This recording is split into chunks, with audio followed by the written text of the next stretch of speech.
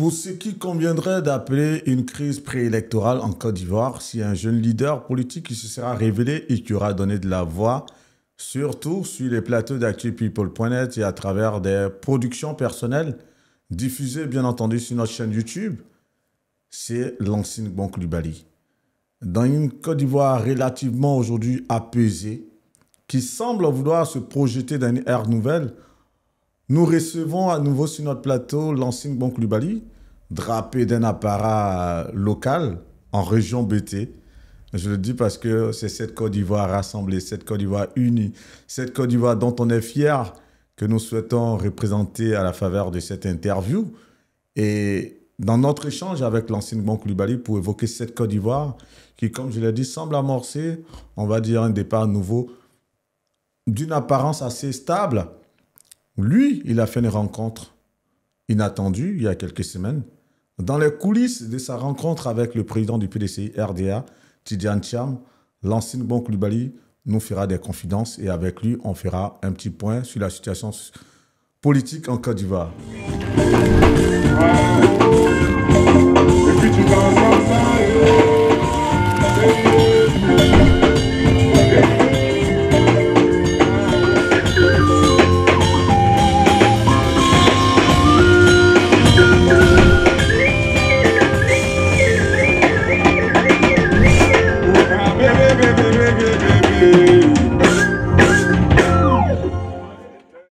Bonjour, monsieur Lansing Bon Coulibaly.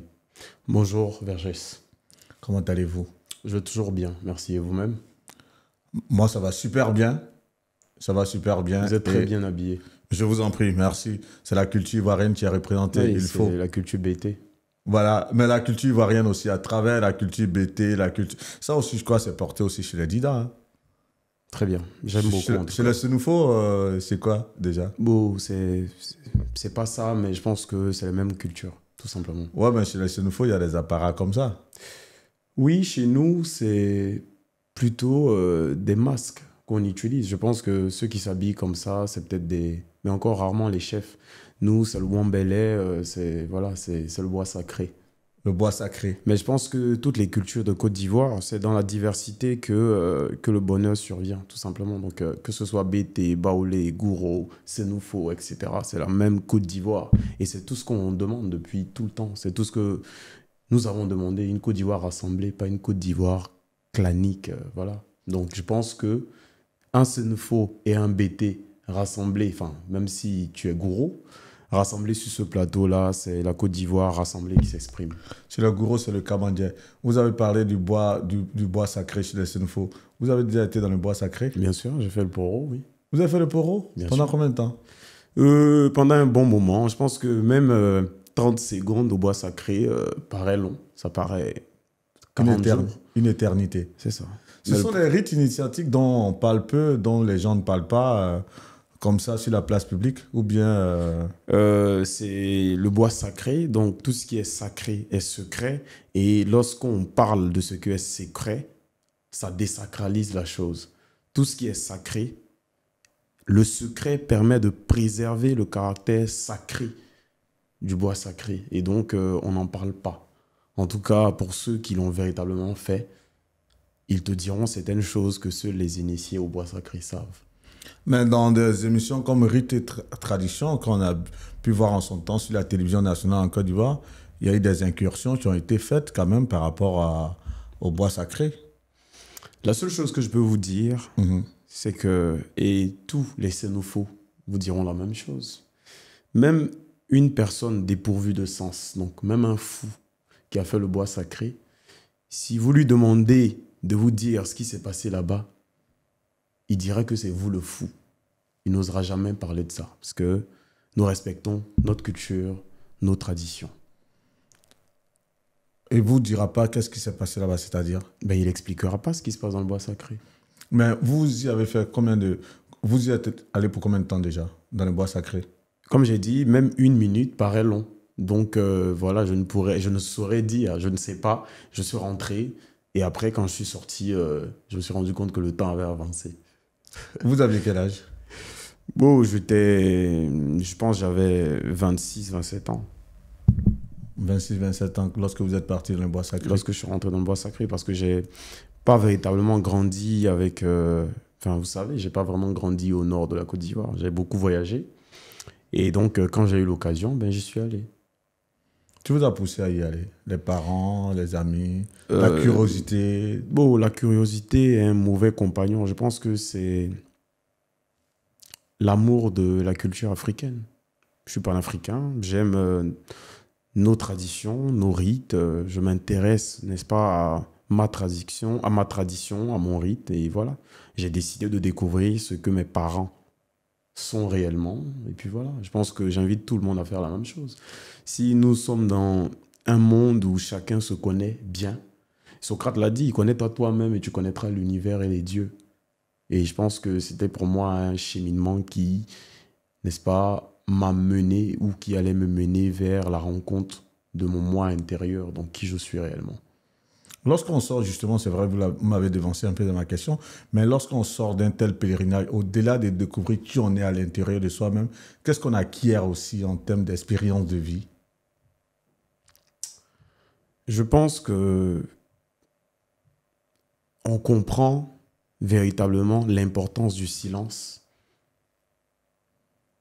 l'importance de la parole. Vous savez, je suis quelqu'un qui ne parle pas beaucoup, parle que quand c'est nécessaire. Aujourd'hui, vous m'avez vu m'exprimer sur le sujet de la Côte d'Ivoire. Avant, j'étais en Côte d'Ivoire, j'en parlais pas. Je venais en Europe, j'en parlais pas. J'ai commencé à parler de la Côte d'Ivoire quand je me suis rendu compte que tout silence était symbole de complicité face à la forfaiture, face à tout ce qu'il y avait, face à tous ces fléaux qui gangrènent la Côte d'Ivoire. Et donc, j'ai décidé de sortir de ce silence. Du coup, un passage dans le bois sacré, que ce soit chez les BT, donc la panthère, etc., pour tous nos rites, un passage dans ces, on va dire, dans ces endroits-là, nous enseigne ce que c'est que le silence et ce que c'est que la parole. Raison pour laquelle je ne vous dirai jamais ce qui se passe dans le bois sacré. Justement, lorsqu'on a eu à donner de la parole, vous avez dit tout à l'heure, par rapport à une situation qui engage la vie d'une nation, comme ça a été le cas, vous avez eu qu'on appelle ça, à vous prononcer plusieurs fois. Au final, c'est qu'on a un sentiment de devoir accompli quelque part vis-à-vis de soi et vis-à-vis des populations pour qui on portait une certaine population pour qui on portait ce message. Est-ce qu'on a le devoir, le sentiment d'un devoir accompli quelque part, en gros? Il y a deux situations. Si c'est relativement à la situation actuelle de la Côte d'Ivoire que vous posez cette question, je dirais que non. Je ne pense pas que nous soyons arrivés à la fin donc, de ce combat. Donc, je n'ai pas encore de sentiment d'accomplissement. Je suis en chemin vers l'accomplissement.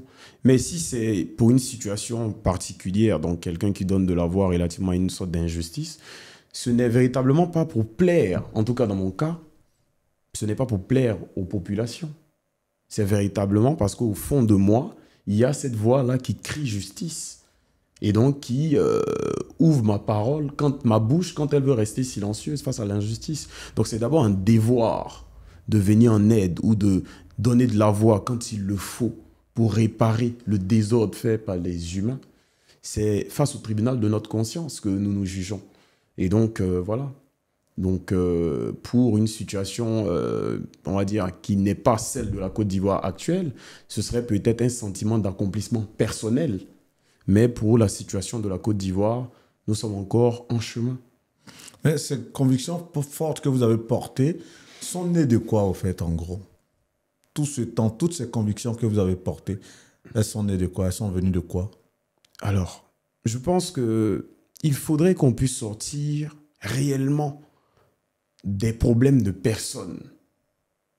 C'est-à-dire, je suis en politique aujourd'hui, Monsieur Vergès, et je ne le suis pas pour ma personne. Je vais bien. Je voyage, j'ai des entreprises, j'ai des employés, etc. Ma vie se passe bien.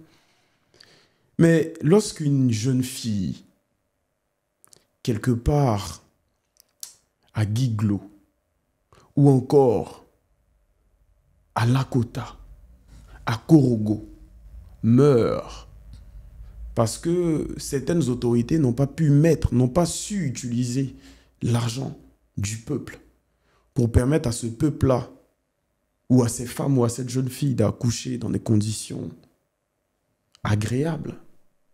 Ce n'est pas une jeune fille qui meurt, c'est une sœur qui meurt. Lorsque ça arrive à une mère, c'est ma mère qui meurt. Lorsque ça arrive à un enfant, c'est mon enfant qui meurt.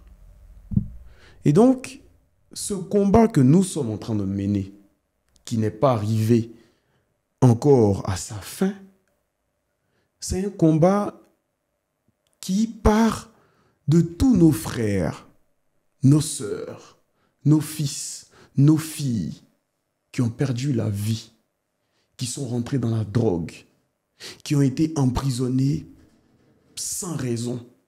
Nos jeunes qui sont dans le chômage. Il faut apprendre à sortir réellement de tout ce qui est personne pour se concentrer sur l'intérêt général. C'est exactement ça. D'où vient le combat que nous menons. En 65 ans d'indépendance de la Côte d'Ivoire, est-ce que vous pensez qu'un pays comme la Côte d'Ivoire aujourd'hui serait ou bien est sur la voie pour amorcer vraiment, amorcer, on va dire, un semblant de société de justice quelque part? Est-ce que vous pensez en 65 ans que on a atteint un petit seuil quand même en termes d'équité, de justice sociale? Non, je pense que ça dépend de ce que vous appelez justice sociale. Franchement. Mais en ce qui concerne la justice, l'inégalité qu'il y a en Côte d'Ivoire, je pense que dans les temps anciens, c'était mieux.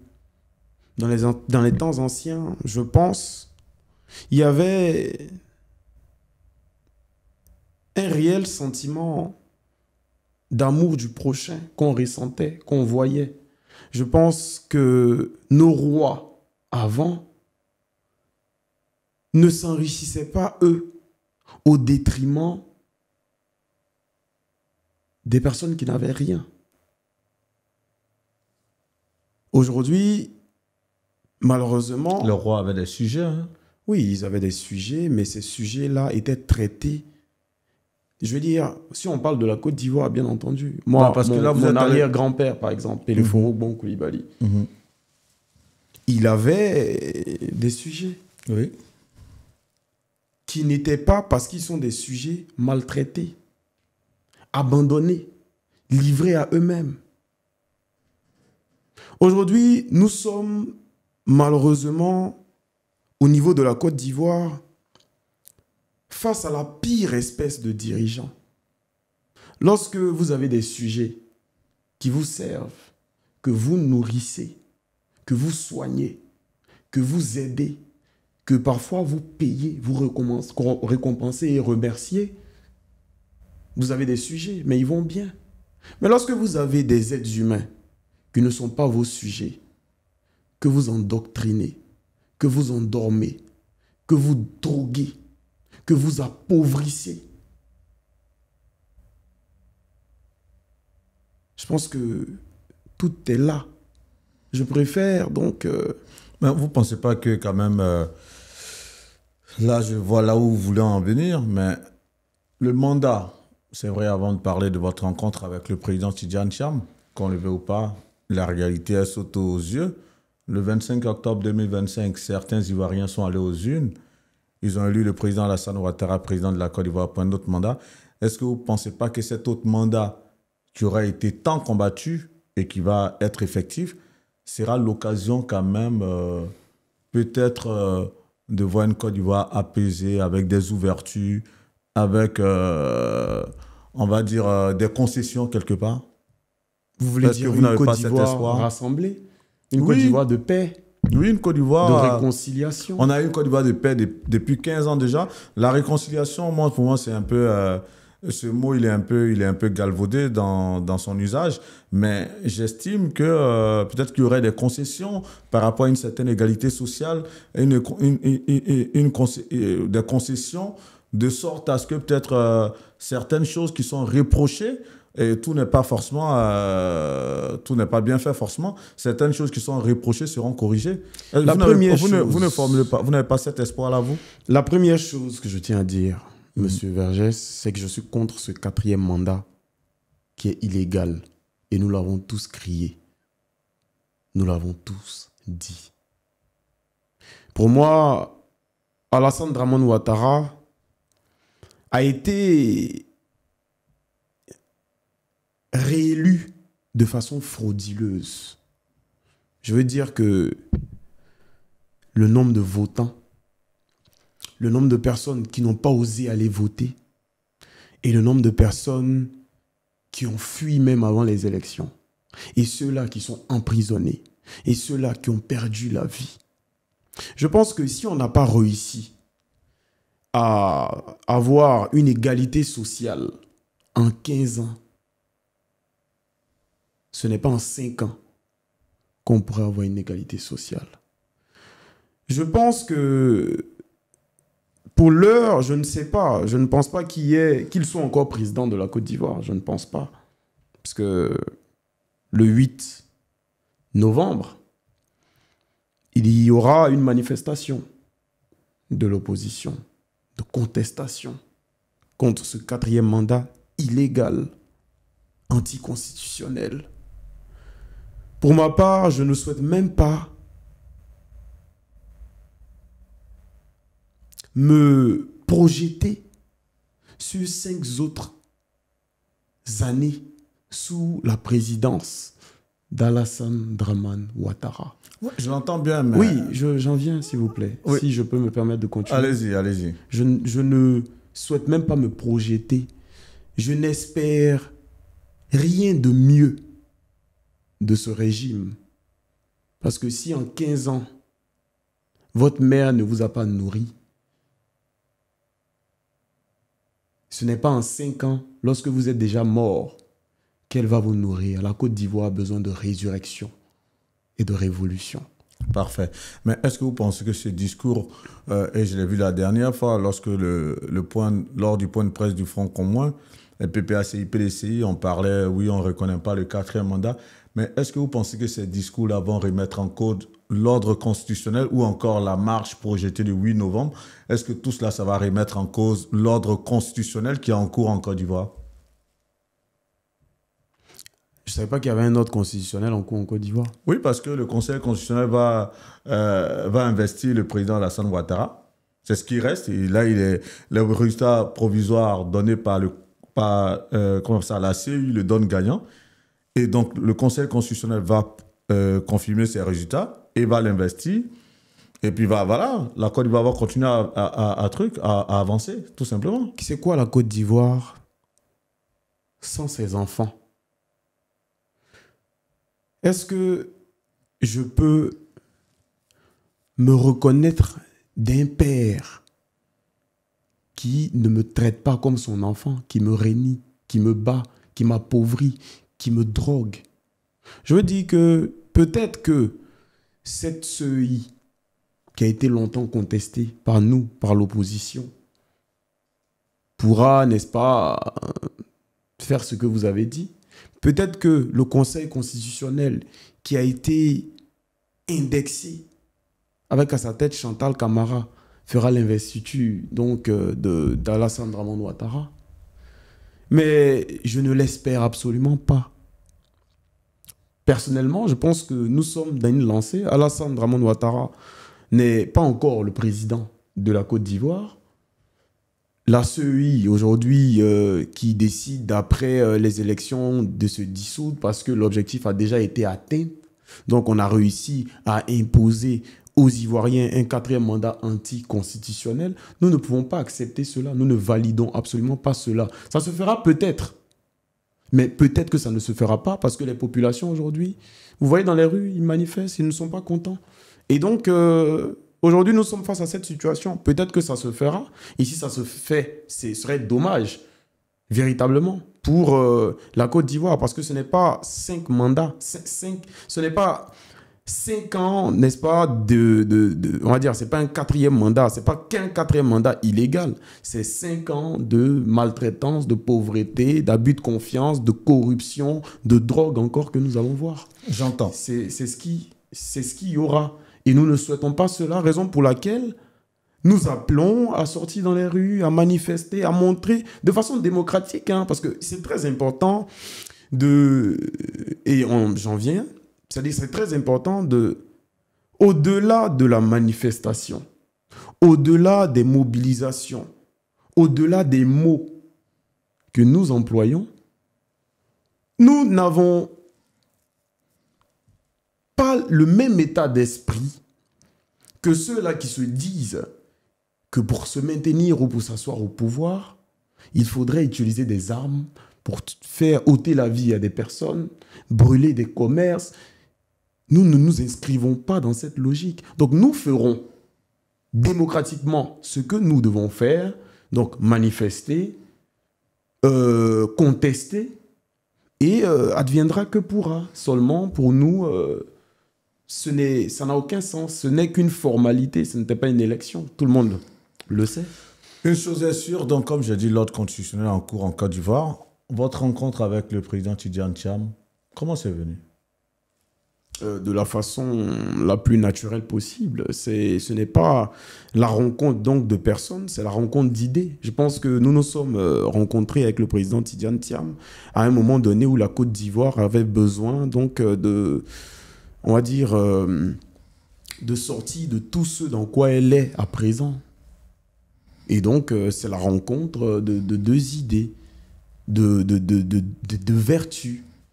C'est la rencontre de deux personnes épris d'un même combat, celui-là de ne pas laisser la Côte d'Ivoire dans un état d'esprit, dans un état de clan. C'est de faire en sorte que la Côte d'Ivoire appartienne à tous les Ivoiriens et que les droits soient respectés. On va beaucoup s'attarder sur cette rencontre parce que pour un leader jeune qui donne de la voix dans le champ politique, pour un leader comme Tidjane Thiam, cette rencontre, beaucoup de personnes se sont posé la question et nous on a l'opportunité aujourd'hui en tout cas d'en avoir les dessous dans les moindres détails, mais bien avant de pouvoir aller dans les détails de cette rencontre, comment est-ce que ça a été préparé, dans quelles circonstances, les mots que vous avez pu échanger, que représente Tidjane Thiam pour vous? Bien, je pense que le président Tidjane Thiam représente pour moi un symbole. C'est un modèle d'excellence internationale qui a su montrer ses preuves au niveau national et international et qui est toujours rattaché à sa nation.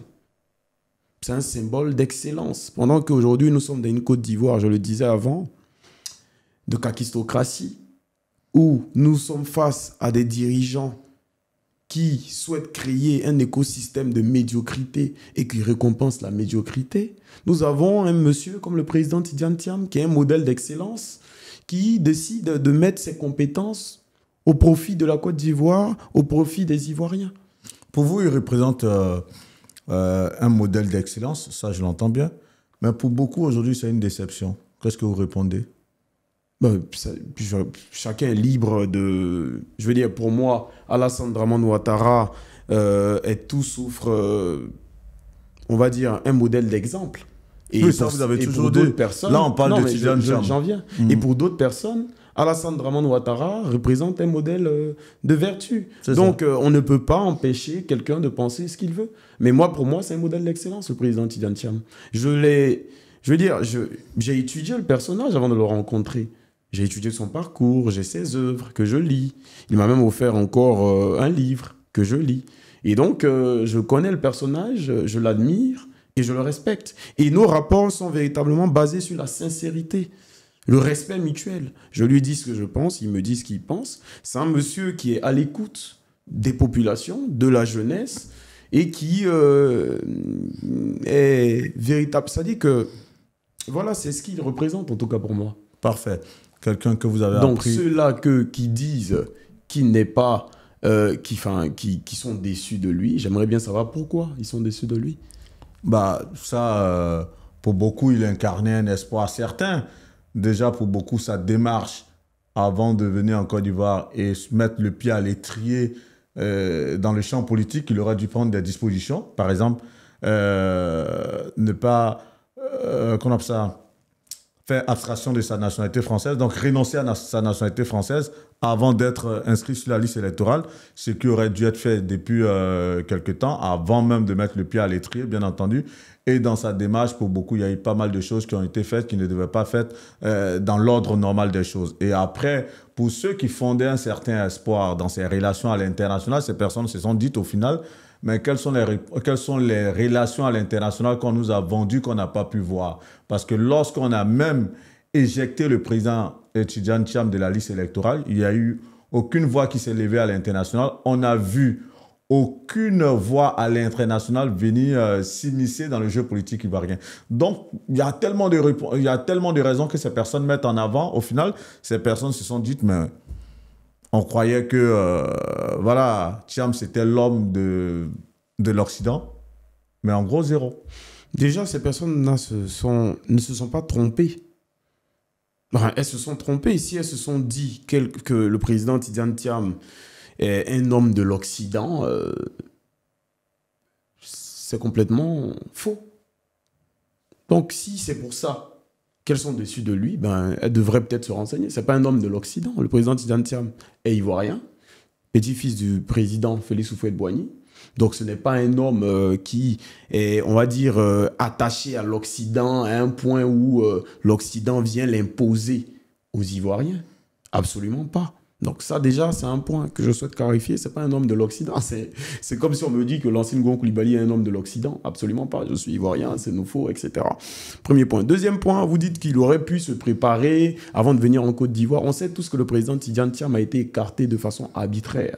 On le sait tous. Et bien que certaines personnes aient osé dire sur des plateaux télévisés ou encore certains ministres, etc., que le président Tidjane Thiam aurait dû prendre des dispositions, ben, il a renoncé à sa nationalité française. Il l'a fait. Après l'avoir fait, il a ses militants et des personnes qui, moi, qui ne suis même pas membre du PDCI, qui l'ont pris en estime, qui croient en lui. Et donc, tout a été fait. Ça, je peux vous rassurer là-dessus parce que j'ai eu une séance de travail, plusieurs séances de travail avec le président Tidjane Thiam. Et je peux vous rassurer que tout a été fait par le président Tidjane Thiam. Parfait. Tout a été fait de sorte à ce que, n'est-ce pas, cette forfaiture en Côte d'Ivoire n'ait pas lieu. Mais le président Tidjane Thiam, et je l'ai dit la dernière fois, est considéré comme un capitaine. Comme le président Laurent Gbagbo est considéré comme un capitaine. Nous sommes une équipe de football et nous avons nos capitaines. Le président Tidjane Thiam à lui seul, malgré ses moyens, donc ses ressources humaines, donc, dont vous parlez, donc l'Occident, etc., ne peut pas à lui seul décider de l'avenir de toute une nation si ces Ivoiriens-là eux-mêmes ne montrent pas qu'ils sont fatigués. Je n'accuse pas, je ne jette pas la faute sur les Ivoiriens, absolument pas, parce que je sais qu'ils sont dans un climat de terreur en Côte d'Ivoire. Quand les procureurs et etc. décident de transmettre de la terreur, de la répression, je comprends que ces Ivoiriens ne sortent pas. Mais je veux dire, même si moi aujourd'hui, ou vous, monsieur Vergès, avez tout avec vous, donc toutes ces relations diplomatiques dont vous parlez, si ces relations diplomatiques décident de rentrer en Côte d'Ivoire pour enlever un dictateur ou encore peu importe ce que vous voulez, sans que le peuple ait montré qu'ils avaient besoin, n'est-ce pas, ils avaient besoin d'aide, réellement, ce serait de l'ingérence. Et ce n'est pas normal qu'il y ait de l'ingérence. Et donc, c'est au peuple de Côte d'Ivoire. Et c'est pour ça que je félicite Ibrahim Zighi et toutes ces personnes qui aujourd'hui sont en détention. Je les félicite et je leur adresse un message d'espoir. vous n'êtes pas seuls, vous n'êtes pas abandonnés. Je félicite ceux qui sont sortis dans les rues et je m'incline devant la mémoire de tous ceux qui ont perdu la vie lors de ce combat que nous sommes en train de mêler et que nous n'allons pas arrêter. Nous irons jusqu'au bout. Alors, s'ils pensent que le président Tidiane Thiam est, n'est-ce pas, un homme de l'Occident, ils se trompent. C'est un Ivoirien, c'est un homme de la Côte d'Ivoire. Par rapport à ce que vous étiez en train de dire, au final, est-ce qu'on ne devrait pas retenir que chaque peuple a le président qu'il mérite, le dirigeant qu'il mérite quelque part? Non, je pense juste que ça, c'est une citation qui est proportionnelle à un peuple particulier. Je pense que les Ivoiriens aujourd'hui doivent comprendre que notre avenir est entre nos mains. Bah, vous avez dit que les Ivoiriens ne revendiquent pas eux-mêmes. Donc, non, je n'ai pas dit qu'ils ne revendiquent pas. Je n'ai pas dit qu'ils ne revendiquent pas. Quand Ibrahim Ziggy est emprisonné, quand Blaise Lasme est emprisonné, quand Damanan Picasse est hors de la Côte d'Ivoire, quand certaines personnes aujourd'hui ont été, plus de 700 personnes sont arrêtées aujourd'hui en Côte d'Ivoire. Donc si les Ivoiriens n'étaient pas sortis réellement, ils n'auraient pas été arrêtés. Seulement, il faudrait qu'on continue le combat. C'est tout ce que je dis. Sinon, voilà, je pense que c'est véritablement plus simple comme ça. Moi, je vais bien m'intéresser à cette rencontre, dans le moindre détail. Ça se fait comment? On se fait une petite cartographie très simple. C'est vous qui appelez le président Tidiane Thiam, c'est un de ses émissaires qui vous appelle. Comment je suis appelé par un émissaire du président Tidiane Thiam. Ensuite, je rencontre le président Tidiane Thiam par le biais de cet émissaire. J'échange avec lui, on a une séance de travail. Ensuite, les premiers mots que vous échangez, c'est quoi? Qu'est-ce que vous dites lorsque vous rencontrez, lorsque vous voyez? Les premiers mots que vous échangez, c'est quoi? Bien, je lui dis bonjour. Il me prend dans les bras. Il me félicite pour le combat que nous sommes tous en train de mener. Il m'encourage. Il fait même, je pense qu'il a même eu, on va dire, il a eu la gentillesse donc de faire une vidéo adressée même aux jeunes Ivoiriens pour leur démontrer donc son soutien et sa présence. Donc voilà, on fait une vidéo et après on a une séance de travail et après on se revoit et on se revoit et on se revoit. Il me donne des conseils, je lui dis ce que je pense, il écoute et il me dit ok, ben voilà, on travaille tout simplement. C'est une rencontre politique parce que tout ce qui engage, n'est-ce pas, l'avenir d'une nation est politique, mais c'est véritablement basé sur des valeurs humaines, de respect, de dignité, de sincérité. Parfait. Outre l'homme que vous appréciez de loin, lorsque vous rentrez dans sa présence, que vous échangez, puisque vous avez dit que vous êtes vu plusieurs fois, qu'est-ce qui vous a marqué chez l'homme politique? Alors, c'est véritablement son calme. Je veux dire que c'est un homme qui est véritablement à l'écoute. J'ai rarement été près des personnes qui, on va dire, le président Tidiane Thiam ne se considère pas comme un verre plein. Il se considère comme un verre à moitié plein. Et donc, il est toujours à l'écoute.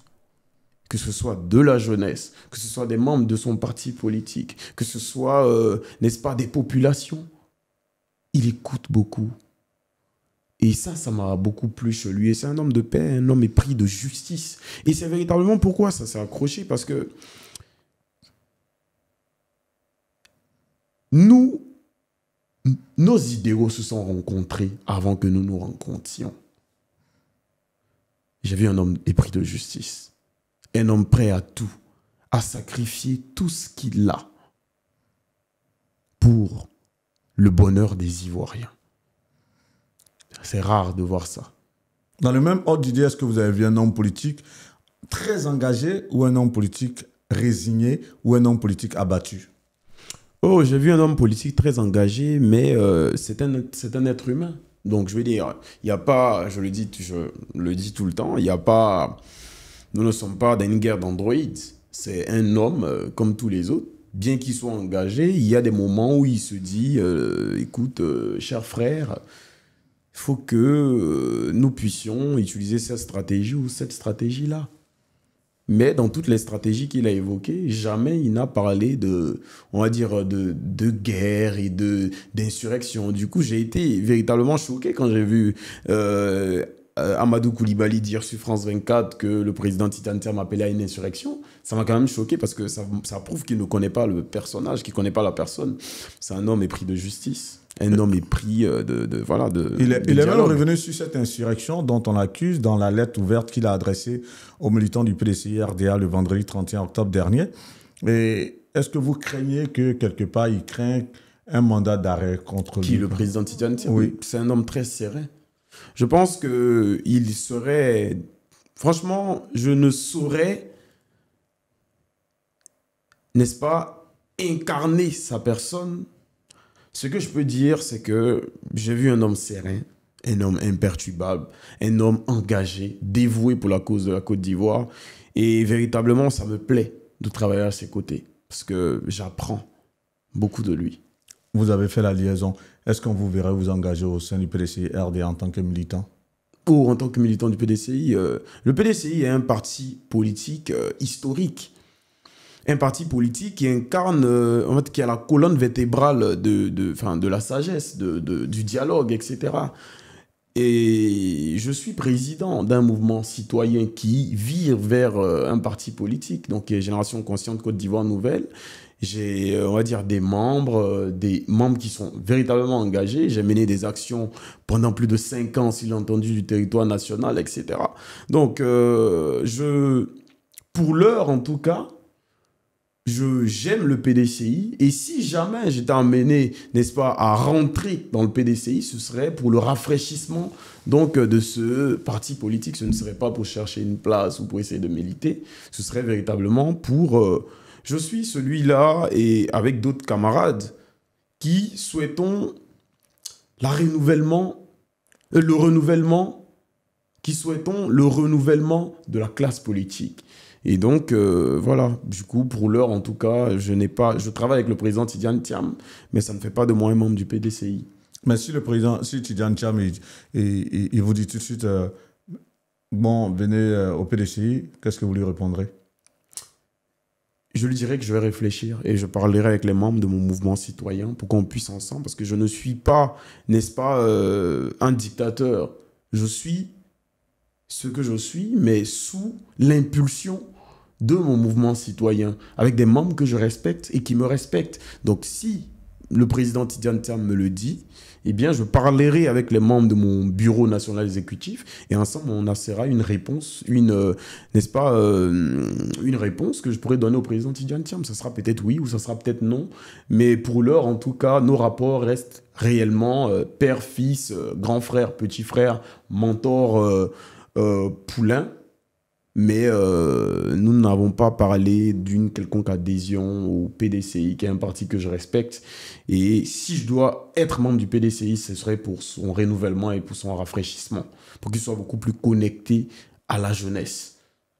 Votre engagement politique se fait de plus en plus prégnant au moment où une figure tutélaire de la politique ivoirienne va, dans les mois à venir, il a dit certainement après les législatives, prendre sa retraite politique. Je veux parler forcément du président Laurent Gbagbo. Qu'est-ce que ça vous a fait de faire cette interview où il donnait cette information de sa future retraite de la vie politique ivoirienne? Vous savez, c'était un cocktail d'émotions. Le président Laurent Gbagbo est une figure historique pour la Côte d'Ivoire. Un modèle de souffrance, un modèle de résistance, un modèle d'engagement. J'ai été d'abord attristé de voir ou d'entendre le président Laurent Gbagbo dire qu'il allait, n'est-ce pas, se mettre en retrait. Mais ça ne veut pas dire qu'il se retire de la politique. On peut faire de la politique autrement, comme il a dit. Donc, mais en même temps, j'étais très heureux de voir que nous avons sous nos cieux, donc en Côte d'Ivoire, des hommes conscients et conséquents. Aujourd'hui, nous avons au Cameroun Paul Biya, qui, si à 93 ans, tu veux diriger un pays, c'est que tu as échoué ton passé. Et tu cherches un moyen de te rattraper. Nous avons en Côte d'Ivoire Alassane Dramane Ouattara, malheureusement, qui n'a pas compris certaines choses. Le président Laurent Gbagbo a compris que la transmission de valeurs, c'est le plus important pour un homme. Si tu fais ta vie et que tu atteins l'âge de la fin de vie, que tu ne transmets aucun héritage à tes enfants, à tes petits-enfants pour la continuité, la pérennité de ton combat, tu as raté ta vie. Et le président Laurent Gbagbo, en décidant de se mettre en retrait et de transmettre, pour moi, c'est une suite logique. C'est un homme de conviction, un modèle d'engagement et qui manquera beaucoup à la vie politique. Je souhaite que Dieu lui donne longue vie et qu'il soit toujours à nos côtés pour nous assister, pour nous conseiller. Mais c'est bien parce que la relève, ça nous permet donc d'accéder donc à ce renouvellement de la classe politique. C'était l'ami à votre père? C'est ça. Est-ce que votre Qu'il père... aimait beaucoup. Ouais. Est-ce que votre père a eu à vous parler un jour du président Laurent Gbagbo? Alors, le président Laurent Gbagbo avait quand même des amis, hein, mais mon père et moi, j'avoue que j'avais quand même un peu peur de mon père. Voilà, et donc ça fait qu'il y a certaines questions que je ne lui posais pas, mais oui, je pense qu'on a tous vécu en famille avec mon père certaines déclarations du président Laurent Gbagbo. Voilà, je veux dire que... Mais je pense que de là où il est, il se réjouit de voir le président Laurent Gbagbo.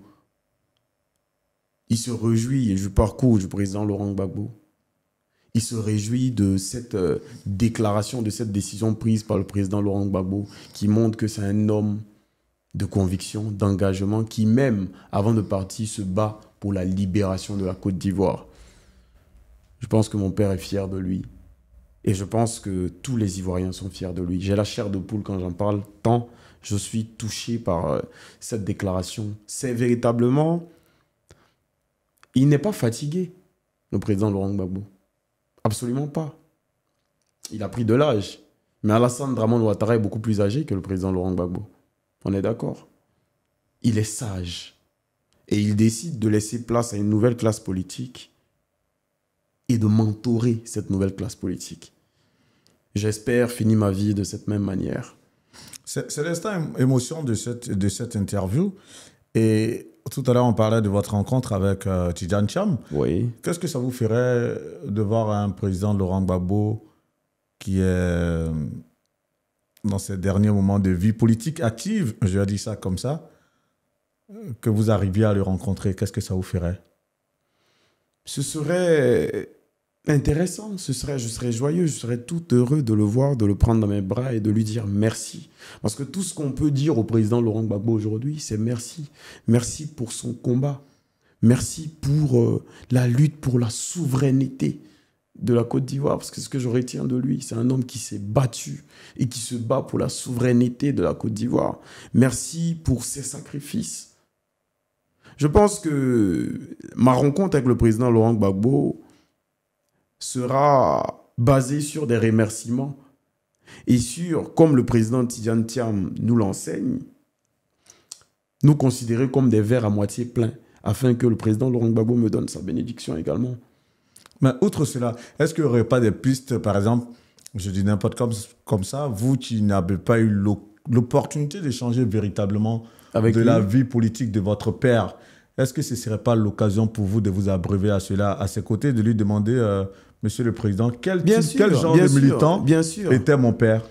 Non, mon père était un militant très engagé. Il a même été kidnappé chez nous à la maison, des rebelles, etc. D'Alassane Dramane Ouattara l'ont pris, machette au cou, etc. Je veux dire que j'ai vu mon père militer, combattre. Je ne connais pas réellement l'étendue de leur rapport. Je lui poserai des petites questions, etc. Mais n'empêche que je pense que je suis là pour achever le combat qui a été initié par mon père. Et j'irai jusqu'au bout. Nous irons jusqu'au bout. Nous réussirons à libérer la Côte d'Ivoire de cette dictature qui plane autour, afin en sorte que les Ivoiriens soient à nouveau dans une oasis de paix, soient rassemblés, afin en sorte que nos jeunes sœurs, donc qui, comme je l'ai dit au départ, sont nos vraies sœurs, ne perdent pas la vie pour les accouchements, que notre jeunesse ait accès à l'employabilité, à l'emploi, que la répartition des ressources soit faite de façon équitable, que nous soyons, comme le président Laurent Gbagbo l'espère, une Côte d'Ivoire souveraine, qui prenons nous-mêmes nos propres décisions, que nos produits soient vendus en produits finis. c'est véritablement ce combat-là dans lequel nous sommes.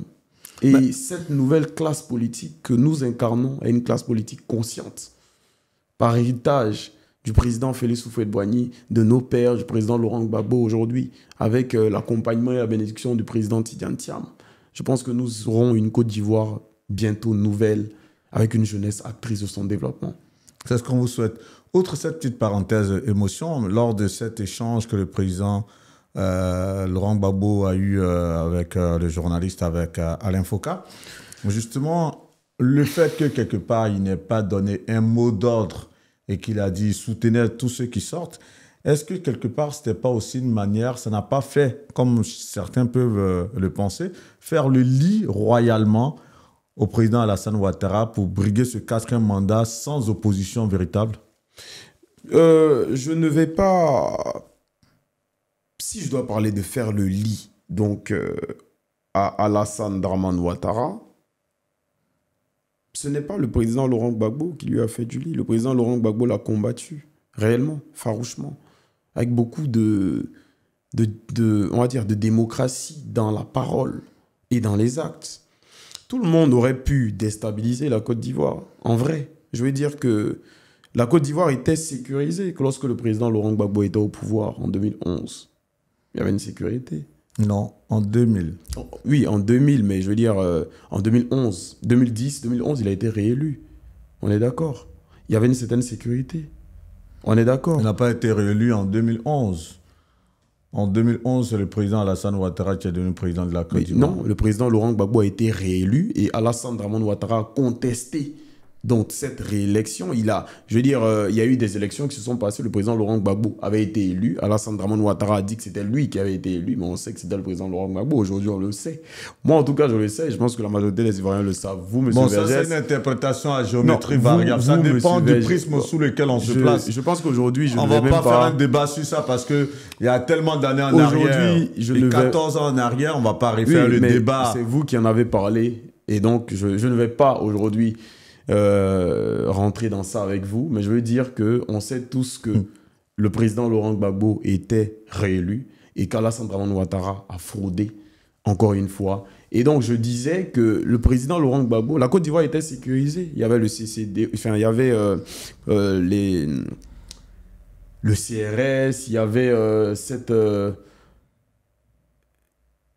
il y avait l'armée qui sécurisait la Côte d'Ivoire, etc. Tout était sécurisé. Et il a fallu que quelqu'un finance une rébellion pour déstabiliser la Côte d'Ivoire.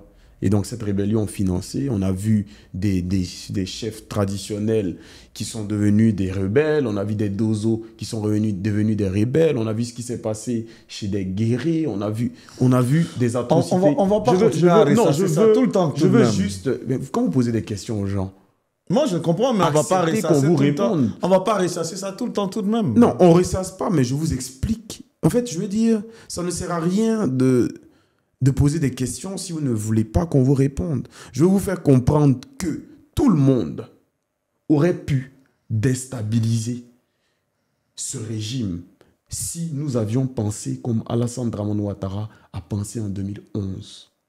Mais l'opposition a voulu agir de façon démocratique. Nous n'avons pas financé de terroristes. Nous n'avons pas instrumentalisé des gens dans le Nord. Nous n'avons pas formé de milices pour détruire la Côte d'Ivoire. Parce que le plus important pour nous, que ce soit pour moi, ma petite personne, que ce soit pour le président Tidiane Thiam, que ce soit pour le président Laurent Gbagbo, et pour les autres, nous avons tous essayé de préserver la vie des Ivoiriens. Premier point. Deuxième point, le président Laurent Gbagbo n'est pas celui qui a fait un lit à Alassane Dramane Ouattara. C'est l'opposition, dans sa fracturation de cette vieille classe politique, qui ont fait un lit à Alassane Dramane Ouattara. Lorsqu'au sein d'un parti politique comme le PDCI, nous avons un rebelle comme Jean-Louis Billon qui décide de s'opposer à son président de parti et qui aujourd'hui se fait malheureusement humilier par des résultats humiliants. Ça donnait un lit à Alassane Dramane Ouattara. Lorsque nous avons Awa Don Melo qui décide de se désolidariser du président Laurent Gbagbo, qui au-delà de tout est son mentor, ce n'est même pas son ami. pour donner le lit à Alassane Dramane Ouattara, qui aujourd'hui, malheureusement, s'est fait ridiculiser également. Et pour ne citer que ces deux-là, je veux dire que si notre opposition avait été unie, Alassane Ouattara n'aurait pas remporté ces élections. Mais malheureusement... Et cette union de l'opposition, vous la voyez comment? Comment est-ce qu'elle devait se faire? Eh bien, je le dis, nous devions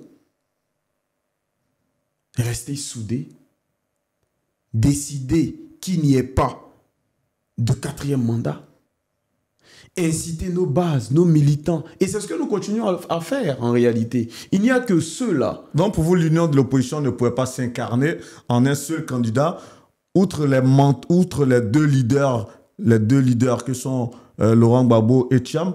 Cette union n'aurait pas pu se faire autrement autour d'un candidat qui aurait pu faire l'unanimité au sein de l'opposition? Dans le combat céleste, le premier combat qu'il y a eu sur la Terre, enfin, qu'il y a eu dans l'histoire de l'univers, c'est le combat entre Lucifer, qui était l'ange, favori de Dieu, donc favori également de certains anges, et le Père céleste, le créateur de toutes choses. Ce combat-là a été incarné par Lucifer lui-même et par, n'est-ce pas, les forces divines, par Dieu, si on peut le, n'est-ce pas, je ne veux pas le personnifier, mais je veux dire que, voilà. Donc, si c'était un ange qui n'avait pas le poids de Lucifer, il n'y aurait même pas eu de combat.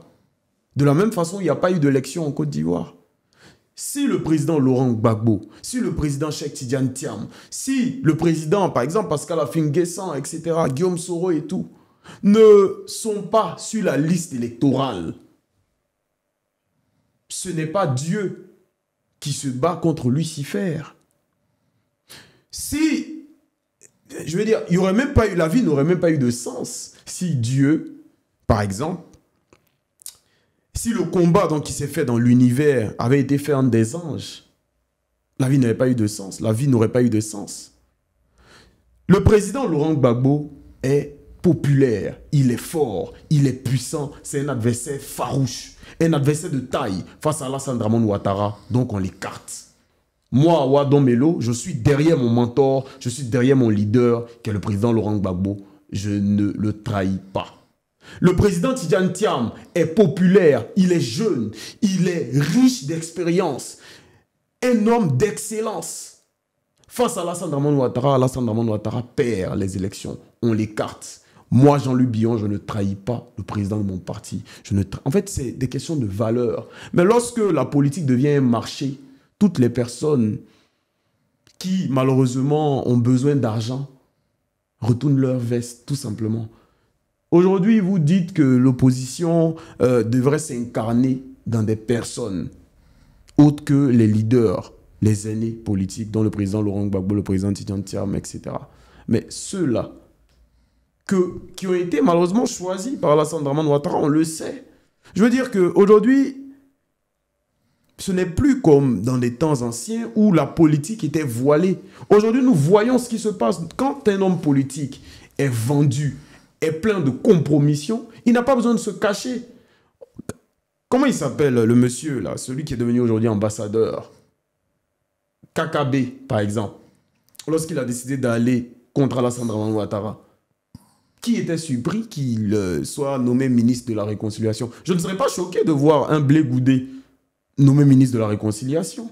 S'il incarne un profil KKB. Non, mais s'il incarne un profil réconciliateur, ça peut peut-être le faire. Je veux dire que nous avons aujourd'hui une visibilité sur tout ce qui se passe dans le monde politique. Et donc, des personnes comme Awadon Melo, Jean-Louis Billon, le docteur Simone Yvé, ces trois personnes, avec leur base, n'ont pas réussi à faire tomber Alassane Dramane Ouattara. Combien ils ont eu? C'était triste, pour utiliser le bon mot. Après, ce qui est Mais je veux dire, non, je vais finir sur ça, s'il vous plaît. Je veux juste dire qu'il n'y a pas eu d'élection en Côte d'Ivoire. Il y a eu une mascarade. Aujourd'hui, tout le monde en parle. Au niveau international, on en parle. Des journalistes en parlent. Des médias en parlent. Le pouvoir rend fou. Le pouvoir a rendu fou Alassane Dramane Ouattara. Il a peur de laisser le fauteuil présidentiel pour se retrouver à la Cour pénale internationale pour payer de ses actes. Et donc, il préfère priver les Ivoiriens de liberté, etc., etc. Mais bon, comme je l'ai dit, il y a des temps pour des propos durs et il y a des temps pour des propos calmes. Aujourd'hui, c'est le temps de la reconstruction. C'est la question que j'allais vous poser. Ah ben, Quand est-ce qu'on devrait s'attendre de vous avec des propos tout de même un peu apaisés, tout de même apaisés? À quand on devrait s'attendre de vous des propos apaisés? Aujourd'hui, je ne suis pas en train de... Je veux dire, ce qui dérange M. Vergès, ce n'est pas mon ton.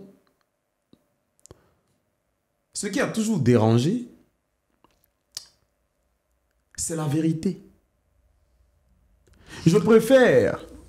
Cette vérité, on vous l'a toujours dit. Un peu dur. Un peu se dit autrement. Et tout à l'heure, vous avez dit il y a un ton d'apaisement à un moment de combat. Il y a un temps, dans un moment, on va dire, de combat. On a eu, on va dire, en griffe ce combat de la crise préélectorale.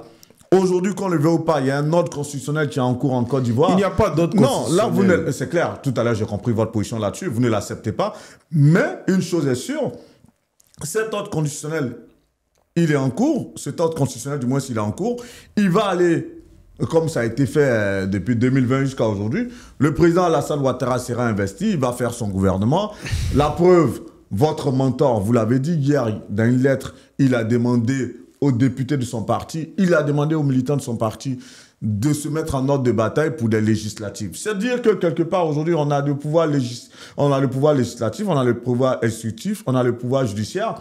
Aujourd'hui, vous partez à l'assaut, en tout cas au niveau de l'opposition, de par le truchement du PDCI, à l'assaut du pouvoir législatif. C'est-à-dire quelque part que vous êtes en train de vous mettre aussi en ordre de bataille par rapport à l'ordre constitutionnel quelque part. Bien, il y a une erreur que vous ne devez pas faire. Dites-moi, c'est laquelle? C'est de penser que... Je veux dire, l'erreur, c'est de croire que... Vous devez vous rendre compte que le président Tidiane Thiam est une entité. L'ancien Gon Coulibaly est une entité. Ça, c'est déjà très important. La déclaration du président Tidiane Thiam engage le président Tidiane Thiam, ne m'engage pas moi. Moi, je pense avant tout à ces jeunes qui sont en prison. C'est à eux que je pense avant tout. Je pense avant tout à ces personnes qui ont perdu la vie. Parce que pour moi, c'est important. Il n'y a rien, aucune compromission n'est au-dessus de la vie d'un être humain pour moi. Je suis un homme engagé. Je suis aujourd'hui dans un combat. Et je reste dans ma lancée. J'appelle le peuple de Côte d'Ivoire à sortir dans les rues, à continuer de manifester, à continuer de contester cette forfaiture, ce quatrième mandat illégal. Et je continuerai à le faire tant que justice n'est pas rendue en Côte d'Ivoire. Contrairement à moi, le président... Pendant combien de temps? Ben, jusqu'à ce que, justement, comme je l'ai dit, si vous m'aviez écouté, vous comprendrez que je mènerai ce combat, nous mènerons ce combat jusqu'à ce que justice soit rendue. Mais jusqu'à quand? Mais le président Tidiane Thiam, le président Tidiane Thiam est le président d'un parti politique. Non, ça je l'ai entendu, hein, vous avez fait le distinguo entre vous et le président Tidiane Thiam. Donc, j'ai bien compris le distinguo. Mais ce que je vais vous faire comprendre, le dire. Vous êtes engagé dans une lutte, dans un combat, comme vous l'avez dit tout à l'heure. Mais ce combat, vous allez le mener pendant combien d'années? Le président Alassane Ouattara, il est élu président de la République de Côte d'Ivoire. Il va diriger la Côte d'Ivoire les 5 prochaines années. Votre combat, justement, vous allez le mener comment? Chaque jour, vous allez... Parce que ce qui est intéressant, j'allais en venir, on vous a vu dans les marches à Paris ces derniers mois. Vous allez continuer à marcher pendant combien d'années? Et toutes les semaines à Paris? Bien. C'est une très belle question. Et c'est justement pour ça que je suis proche du président Tidiane Thiam. Vous voyez, comme je l'ai dit, le président Tidiane Thiam, ses propos l'engagent lui. Je ne suis pas ici pour n'est-ce pas, remettre en cause ce qu'il a dit. Moi, l'ancien Gon Coulibaly, mes propos m'engagent moi. Je suis dans une vision, il est dans une vision. Nos visions convergent. Le président Tidiane Thiam a dit qu'il faut aller aux législatives. Il n'a pas dit qu'il faut abandonner le combat. C'est pas ce qu'il a dit. Dire qu'on va aux législatives, c'est une autre stratégie pour faire tomber un régime qu'il combat. Et donc vous continuez à marcher et lui continue à haranguer ses militants pour les législatives. Je pense que lui et moi, nous avons... Donc vous êtes sur deux fronts. Lui et moi, nous avons eu une conversation. Donc comme je l'ai dit, le président Tidiane Thiam a sa vision. L'ancien Gon Coulibaly a sa vision. C'est des visions qui convergent. Nous voulons tous que la Côte d'Ivoire appartienne aux Ivoiriens. Nous voulons tous la liberté en Côte d'Ivoire. Nous voulons tous la justice, l'égalité, la transparence en Côte d'Ivoire. Nous voulons que la Côte d'Ivoire appartienne aux Ivoiriens et pas seulement à un clan.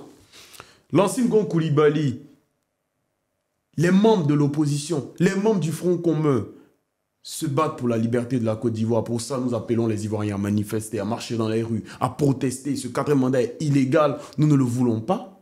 Le président Tidjane Thiam, qui incarne une institution, qui est le PDCI, a sa stratégie propre à lui, que je respecte, que je salue. C'est une très bonne stratégie. Il croit réellement, fermement, qu'on n'a pas besoin, et comme nous d'ailleurs, d'armes pour libérer notre pays. On a compris votre combat. Et donc, pour cela, il invite les militants du PDCI, de son parti politique, les députés de son parti, à aller aux élections législatives. C'est sa stratégie à lui, tout concourt au bien de ceux qui aiment Dieu. Et nous aimons Dieu, nous allons nous battre de sa manière et de notre manière pour que nous puissions ensemble atteindre un objectif commun, une Côte d'Ivoire rassemblée, réconciliée et libérée. On va vers la fin de cette interview et merci encore de toujours être sur nos plateaux. On a vu, vous avez donné de la voix ces derniers mois, depuis pratiquement, on va dire, la toute première interview, grosse interview comme ça que vous nous avez accordée, je crois que c'était au mois d'avril, si j'ai bonne mémoire, en avril 2025. Donc avril, 4e mois, là nous sommes aujourd'hui au 11e mois, ça fait 7 mois pratiquement que vous donnez de la voix et de manière très constante. Vous êtes révélé comme une figure de proue, comme un jeune qui porte de vraies valeurs, qui aujourd'hui est en train de truster, on va dire, le champ politique. Qu'est-ce que ça vous fait justement lorsque certains vous voient comme une relève sûre dans les champs politiques ivoiriens, par rapport aux valeurs que vous portez? Eh bien, c'est pour moi un honneur d'être porté à ce niveau. Mais pas seulement à ce niveau de responsabilité. Parce que pour moi, c'est une responsabilité que les Ivoiriens me confient. Je n'ai pas besoin d'être vu. Ça ne sert à rien d'être vu. Le plus important, c'est d'être utile. Et je remercie ces Ivoiriens. Et je leur promets que je serai utile au développement de la Côte d'Ivoire. Je me battrai tous les jours pour que ceux qui sont dans le besoin sortent du besoin, pour que les Ivoiriens aient ce dont ils ont besoin. Je ne serai pas un homme politique de compromission, je ne le suis pas, je ne le serai jamais.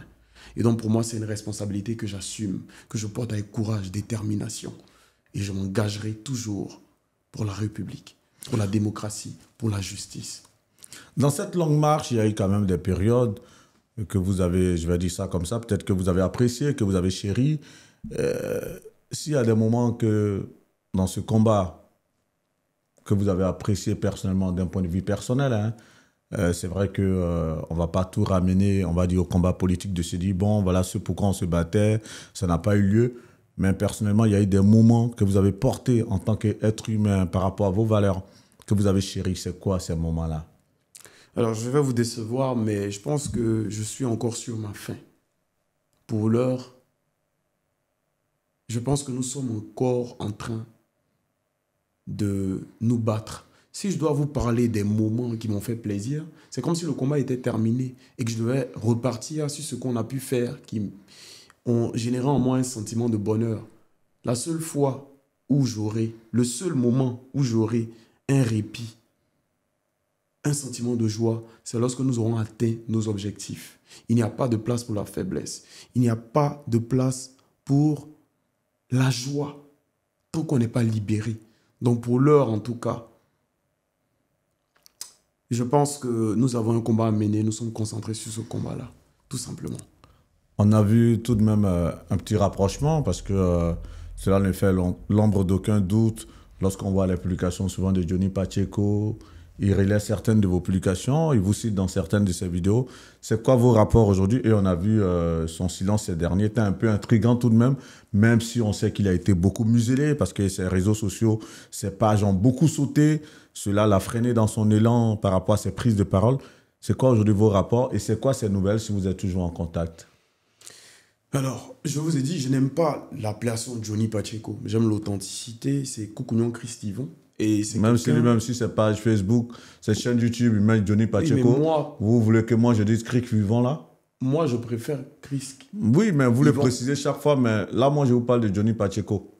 Moi, je vous parle de Chris Yvon. Ok, donc c'est votre droit. Bien. Allez-y. Donc, Koukounion Chris Yvon, Oui. nous nous parlons. J'ai même échangé quelques mots avec lui aujourd'hui. Nous sommes le samedi 1er novembre 2025. Nous avons échangé aujourd'hui, samedi 1er novembre 2025. Il est, comme moi et comme tous les Ivoiriens épris de justice, encore sur la faim. Il est là, il a besoin, il a soif de justice, comme tout le monde. Il est combattu par un régime dictatorial. Il est oppressé, réprimé, clôturé sur les différentes plateformes, etc. Mais il reste concentré, il reste debout, il reste engagé. Et nous allons mettre encore en œuvre des moyens, donc j'appelle les Ivoiriens à le soutenir parce qu'il a besoin de soutien. Je veux dire, je l'ai dit au président Tidjane Thiam la dernière fois, je lui ai dit, généralement, on est content quand les gens nous donnent de l'espoir. Parce que le président Tidjane Thiam, il a accroché à l'espoir. Même quand c'est un espoir fou, il y croit, il a une foi certaine. Mais généralement, on oublie de demander aux gens qui nous donnent de l'espoir, qui leur donne de l'espoir à eux. Il faut s'accrocher à quelque chose pour vivre. Et je pense que notre frère Koukounion Christivon, aujourd'hui, a besoin du soutien des Ivoiriens. C'est un homme engagé qui se battra jusqu'au bout et qui a besoin du soutien des Ivoiriens. Nos rapports sont bons avec lui, avec l'autre Soulé de Paris. Et avec, c'est un cyberactiviste politique. Nos rapports sont très bons. Je garde en tête que nous avons toujours le même objectif, la même vision, construire une Côte d'Ivoire nouvelle, une Côte d'Ivoire rassemblée, une Côte d'Ivoire d'équité, de justice, d'égalité. Et nous croyons que cela est possible. Avec tout ce qu'il subit tout de même, ça c'est une réalité, c'est un fait. Est-ce qu'il a le moral entamé? Oui, c'est vrai que comme un humain, hein, il se sent mal lorsque il se sent muselé, lorsque le régime décide de fermer ses canaux digitaux. Mais c'est un espoir fou qui nous habite. Mais il est là, cet espoir. Et mon frère Koukounion Christ est beaucoup plus... Il est beaucoup attaché à la foi, à Dieu. Et comme tout concourt au bien de ceux qui aiment Dieu, rien ne peut lui saper le moral longtemps. Je pense qu'il est concentré, engagé et il se bat aujourd'hui même pour ouvrir une nouvelle plateforme pour pouvoir s'adresser aux Ivoiriens. Je pense qu'aujourd'hui, il faut l'unité entre les membres, l'unité entre les militants, l'unité entre nous, politiques, de l'opposition. Il faudrait qu'on soit tous rassemblés. Rien ne peut être fait quand tout est dispersé. Si nous voulons réussir à construire cette nouvelle Côte d'Ivoire à laquelle nous aspirons, il faudrait que nous soyons unis, nous soyons solidaires, que nous soyons rassemblés, que nos aînés politiques se rapprochent beaucoup plus de la population, écoutent la population avant de dire certaines choses, parce que parfois, on peut décourager des millions de personnes avec un petit discours. Que nos populations se rendent compte également que nous, les politiques, et que nos aînés politiques ne peuvent pas à eux seuls tout faire. Pour le cas du président Tidjane Thiam, par exemple, il a géré tout ce qui était possible démocratiquement, diplomatiquement parlant, et aussi démocratiquement. Et tout ce qu'il espère, tout ce que nous espérons tous des Ivoiriens, c'est qu'on soit tous unis, rassemblés contre ce quatrième mandat illégal. Et je vous promets que nous réussirons à atteindre nos objectifs. Je crois fermement. Et je demande aux militants, aux Ivoiriens, à nos mères, à nos sœurs, à nos frères, de ne pas se décourager. Nous irons jusqu'au bout de ce combat, mais nous devons nous serrer les coudes. C'est ensemble que nous sommes plus forts. C'est ensemble, main, dans l'union et dans la cohésion, que nous réussirons à construire une Côte d'Ivoire nouvelle, une Côte d'Ivoire unie, rassemblée, avec, n'est-ce pas, une nouvelle classe politique, dans la démocratie, dans l'unité et dans le respect. Lorsque vous parliez de Johnny Pacheco tout à l'heure, vous avez dit qu'il reste accroché à Dieu. Et s'il y a un fait peut-être sur lequel les Ivoiriens auraient aimé l'entendre aussi, ce sont les prophéties de Eli Pada. Ça a fait les choux gras des réseaux sociaux.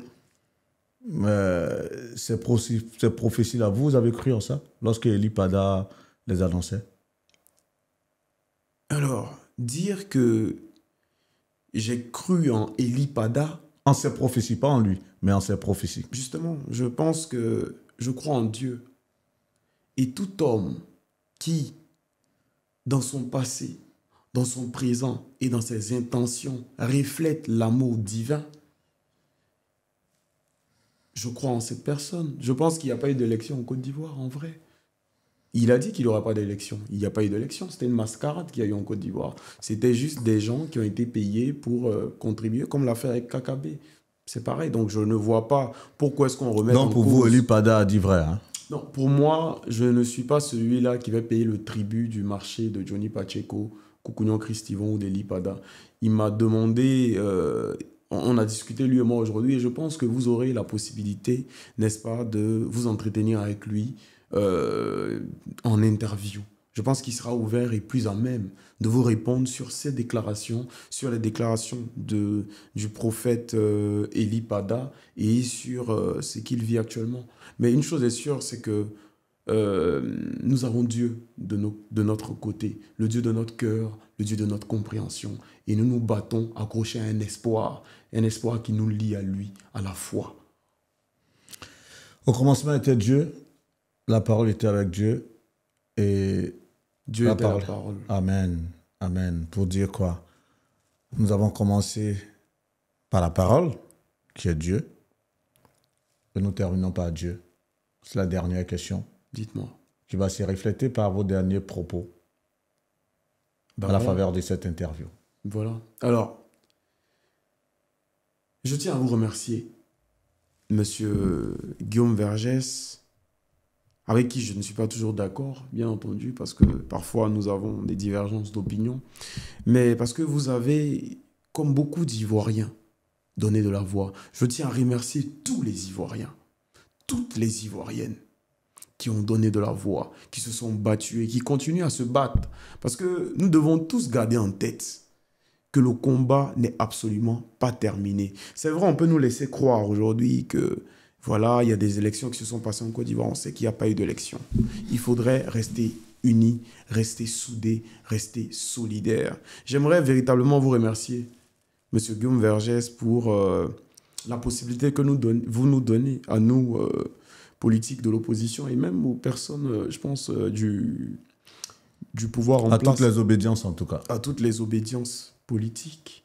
Je tiens à vous remercier pour cela. Je tiens également à saluer le président Laurent Gbagbo qui décide de se mettre en retrait et à lui dire mon admiration, ma considération et mon respect profond. Je tiens également à dire grand merci au président Tidiane Thiam qui se veut être ce modèle d'excellence pour la Côte d'Ivoire et qui promet à la jeunesse ivoirienne de travailler avec les jeunes.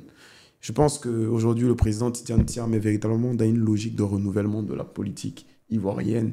C'est un homme de vision, un homme qui croit à un avenir prospère pour la Côte d'Ivoire et qui est rattaché à la démocratie, au dialogue, à la paix. Je tiens réellement à vous saluer et à vous remercier pour cette interview. Merci, Monsieur Vergès. Moi, je vais me concentrer sur le combat que nous avons à mener. Mon œuvre, c'est à toi que je confie, qui est sortie. Je me concentre là-dessus. Je me concentre peut-être sur des législatives également. On essaierait également cette stratégie, comme l'a dit le président Tidiane Thiam. Et avec ce combat dans la rue que nous allons faire également avec les Ivoiriens, je pense que nous devons ensemble réunir nos efforts pour libérer la Côte d'Ivoire, tout simplement. C'est toujours un plaisir, en tout cas, de vous recevoir. Moi, je suis toujours fasciné par la force avec laquelle vous portez vos convictions, vos valeurs. Et on ne sait pas où est-ce que vous allez vous arrêter, mais je vous ai toujours dit, je vous souhaite le meilleur dans la voie que vous avez choisie. On peut être d'accord ou ne pas être d'accord avec vos opinions, mais ça reste vos opinions, vous les assumez. Et c'est ça aussi qui fait l'unicité de l'être humain. La pluralité des opinions, je l'ai toujours dit, s'exprime sur le plateau d'actupeople.net et encore une fois de plus par le canal de l'ancienne Bon Coulibaly qui était notre invité. Chacun se fera donc son opinion de ses propos, de son combat, de ses valeurs. Toujours est-il que pour nous, notre plateau reste ouvert à tout le monde. Et encore merci, parce que c'est toujours un plaisir pour nous de le recevoir. On peut être d'accord ou ne pas être d'accord avec lui.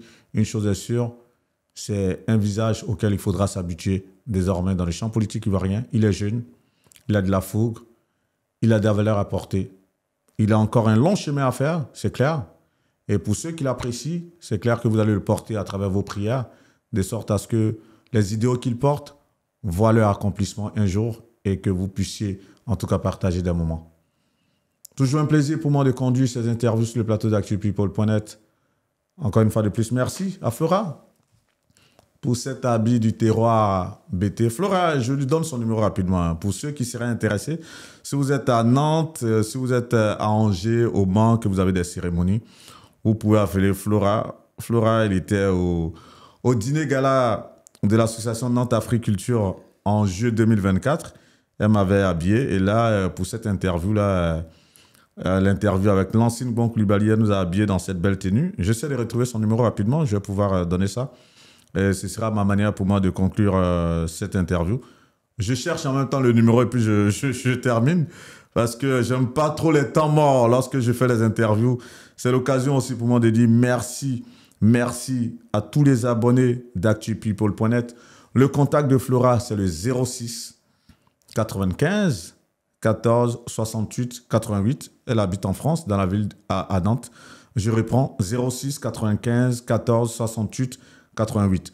Pour ceux qui sont à l'extérieur, si vous voulez faire 00336 95 14 68 88.